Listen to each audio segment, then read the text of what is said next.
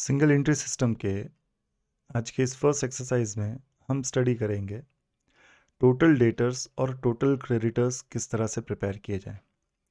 इससे पहले last lecture में मैंने सिंगल एंट्री का इंट्रोडक्शन आपको दिया था और मैंने बताया था कि एक ट्रेडर जो सोल ट्रेडर या पार्टनरशिप फर्म कंसर्न है वो अपने books of accounts complete maintain नहीं करता, but at the end of the year अगर वो अपने फाइनल अकाउंट्स को प्रिपेयर करना चाहता है, अपने trading account profit and loss account को अगर वो प्रिपेयर करना चाहता है तो किस तरह से वो अपने trading and profit and loss account को प्रिपेयर कर सकता है, ये मेनली हमें स्टडी करना है। अब यहाँ पर trading and profit and loss account और बैलेंस शीट तो हम प्रिपेयर करेंगे ही करेंगे, साथ में कुछ एडिशनल अकाउंट्स हमको प्रिपेयर करने पड़ेंगे कुछ मिसिंग फिगर्स को फाइंड आउट करने के लिए, जिसमें से ये दो मेन अकाउंट्स हैं, डेटर्स अकाउंट और क्रेडिटर्स अकाउंट। ये डेटर्स और क्रेडिटर्स अकाउंट हमें क्रेडिट परचेसेस और क्रेडिट सेल्स अवेलेबल कर देंगे, या तो फिर क्लोजिंग बैलेंसेस ये डेटर क्रेडिटर अकाउंट हमें देंगे। क्रेडिट परचेसेस जो है वो क्रेडिटर्स अकाउंट प्रिपेयर कर मिलेगा और क्रेडिट सेल्स जो है वो डेटर्स अकाउंट प्रिपेयर कर मिलेगा। आइदर उनके अगर क्लोजिंग बैलेंसेस मिसिंग होंगे तो वो हम इन अकाउंट्स को प्रिपेयर कर कैलकुलेट कर सकते हैं। एक एग्जांपल लेंगे और उस एग्जांपल के थ्रू ये एडिशनल अकाउंट्स हम प्रिपेयर करेंगे।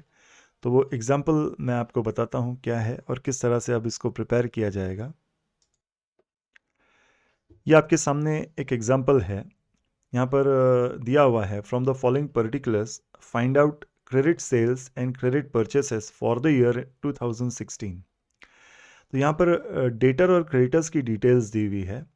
टोटल डेटर्स दिया हुआ है 1 अप्रैल का, मीन्स ओपनिंग डेटर है ये। कैश रिसीव्ड फ्रॉम डेटर्स दिया हुआ है, that is collection from debtors है। Bill receivable received from debtors दिया हुआ है। आगे चलकर जब मैं रिकॉर्ड करूँगा तो वो एंट्रीज भी आपको बताऊँगा। Bad debt written off, that is bad debts दिया हुआ है। रिटर्न इनवर्ड दिया हुआ है। Discount allowed, credit cash sales भी दिया हुआ है, बट ये कैश सेल्स डेटर से रिलेटेड नहीं है क्योंकि हम कैश सेल्स के लिए एंट्री पास करते हैं कैश टू सेल्स, जिसमें डेटर अकाउंट अफेक्ट नहीं होता। और टोटल डेटर्स अकाउंट क्लोजिंग दिया हुआ है, तो ये इतने कंटेंट्स डेटर रिलेटेड दिए हुए हैं। क्रेडिटर्स रिलेटेड जो कंटेंट्स दिए हुए हैं, ओपनिंग क्रेडिटर का बैलेंस दिया हुआ है, कैश पेड टू क्रेडिटर्स दिया हुआ है, बिल्स इशूड दिया हुआ है to creditors, that is bills payable accepted है वो, रिटर्न आउटवर्ड दिया हुआ है, डिस्काउंट रिसीव्ड दिया हुआ है, कैश परचेसेस दिया हुआ है। Just like cash sales, cash purchases भी हमारे कोई यूज़ का नहीं है क्योंकि वो क्रेडिटर अकाउंट को अफेक्ट नहीं करेगा। और टोटल क्रेडिटर्स अकाउंट दिया हुआ है। तो यहाँ पर ये इतने कंटेंट्स दिए हुए हैं जिससे हम प्रिपेयर करेंगे एक डेटर्स अकाउंट और क्रेडिटर्स अकाउंट। सो डेटर अकाउंट का जो प्रोफॉर्मा है वो इस तरह से ये डेटर्स अकाउंट हम प्रिपेयर करेंगे। अब यहाँ पर ये जो डेटर अकाउंट है इसके कंटेंट्स कांस्टेंट है, इसके कंटेंट फिक्स है। डेटर एक एसेट है, दैट्स वाई डेटर का ओपनिंग बैलेंस जो होगा वो डेबिट बैलेंस होगा। तो यहाँ पर ये डेटर का ओपनिंग बैलेंस हम रिकॉर्ड करेंगे 50,000 रुपीज़। तो ये डेटर ओपनिंग बैलेंस यहाँ पर 50,000 रुपीज़ रिकॉर्ड किया। तो debtor always debit balance, opening debit, closing credit, इस तरह से ये बैलेंस रिकॉर्ड किया जाएगा। बैलेंसिंग बहुत इंपॉर्टेंस रखेगा, तो ये बैलेंस को सही से रिकॉर्ड करना ये एक इंपॉर्टेंट पार्ट हमारे लिए होगा। तो ये ओपनिंग डेटर बैलेंस रिकॉर्ड करने के बाद नेक्स्ट ट्रांजैक्शन जो दिया हुआ है, कैश रिसीव्ड फ्रॉम डेटर्स दिया हुआ है। कलेक्शन फ्रॉम डेटर्स, कैश अगर मिलता है डेटर्स से तो हम एंट्री पास करते हैं cash account debit debtors credit. तो ये डेटर्स अकाउंट में क्रेडिट साइड हम रिकॉर्ड करेंगे कैश और बैंक। टोटल अमाउंट जो रिसीव्ड हुआ वो 30,000 रुपीज़ रिसीव्ड हुआ। So entry will be cash और bank account debit debtors account credit, इस तरह से ये एंट्री रिकॉर्ड की। नेक्स्ट ट्रांजैक्शन है bill receivable received from debtors. So bill receivable received, entry will be bill receivable account debit debtors credit. तो ये debtor को क्रेडिट ही करना पड़ेगा। तो यहाँ पर ये बिल रिसीवेबल रिकॉर्ड किया जिसका अमाउंट है 15,000 रुपीज़। तो entry will be cash account debit bill receivable account credit, इस तरह से ये बिल रिसीवेबल अकाउंट रिकॉर्ड किया। नेक्स्ट कंटेन है bad debt written off, that is nothing but bad debts. और बेड डेट्स के लिए एंट्री होती है bad debt account debit debtors credit. So ये डेटर्स अकाउंट क्रेडिट किया bad debts, amount will be 430। Next content है return inward. जो customers हमें गुड्स रिटर्न करते हैं तो हम एंट्री पास करते हैं return inward account debit debtors credit. So ये डेटर्स अकाउंट को क्रेडिट किया, अमाउंट विल बी 2400 रुपीज़। तो इस तरह से ये रिटर्न इनवर्ड अकाउंट रिकॉर्ड किया। नेक्स्ट जो कंटेन है वो है discount allowed. Entry again will be discount allowed account debit debtors credit. ये डिस्काउंट अलाउड डेटर्स अकाउंट को क्रेडिट किया, अमाउंट विल बी 720। ये डेटर्स अकाउंट में रिकॉर्ड करने के बाद कैश सेल्स तो रिकॉर्ड नहीं होगा क्योंकि एंट्री होती है cash account debit to sales. Now closing debtor balance 45,000 rupees record करना है, तो ये ओपनिंग डेबिट क्लोजिंग क्रेडिट इस तरह से ये बैलेंस हम यहाँ पर रिकॉर्ड करते हैं। तो ये 45,000 रुपीज़ रिकॉर्ड किया। नॉर्मली जब इससे पहले आप डेटर्स अकाउंट बनाते थे या पार्टीज़ अकाउंट बनाते थे तो उसके में आपके पास दूसरी तमाम डिटेल्स अवेलेबल होती थी, दूसरी सब डिटेल्स अवेलेबल होती थी, इवन क्रेडिट सेल्स भी आपके पास अवेलेबल होता था और आप क्लोजिंग फाइंड आउट करते थे। तो अगर दूसरे कंटेंट्स हमारे पास अवेलेबल होंगे तो अकाउंट की बैलेंसिंग के वे से हम ये बैलेंस फाइंड आउट करेंगे।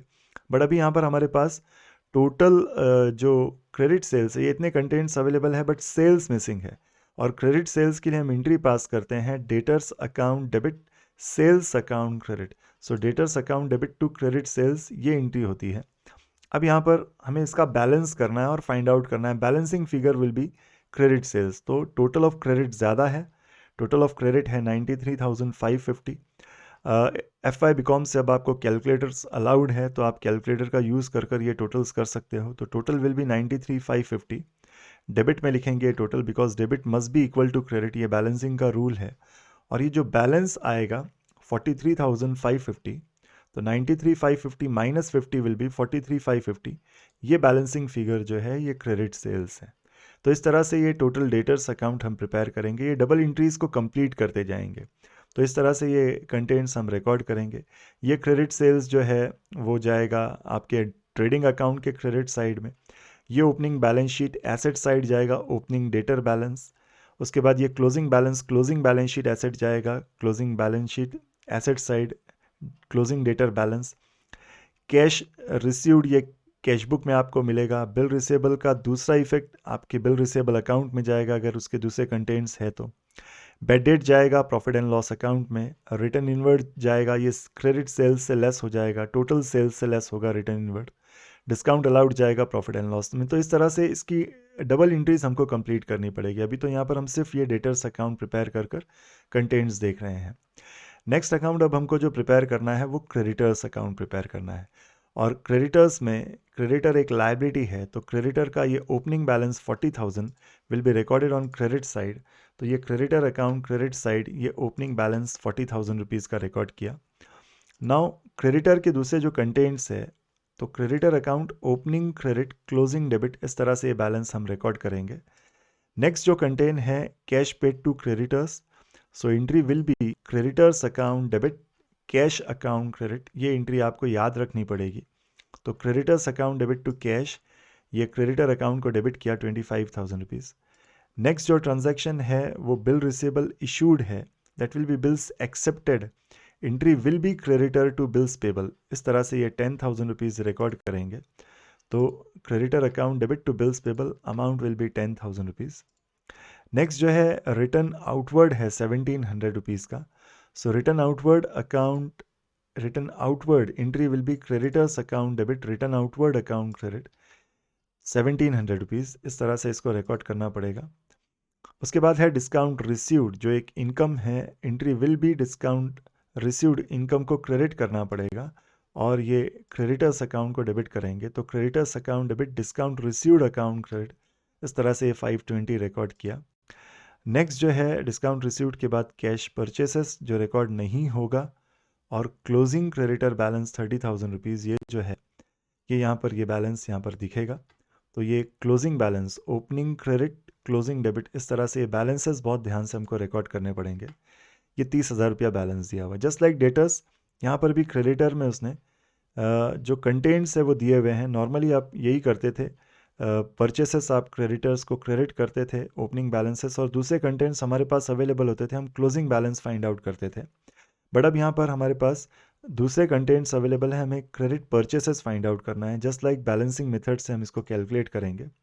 तो टोटल ऑफ डेबिट ज़्यादा है 67,220, क्रेडिट में लिखेंगे 67,220, और इसमें से 40,000 रुपीज़ लेस करने के बाद अब ये जो बचेगा ये credit purchases amount will B 27,220, और ये बैलेंसिंग फिगर है।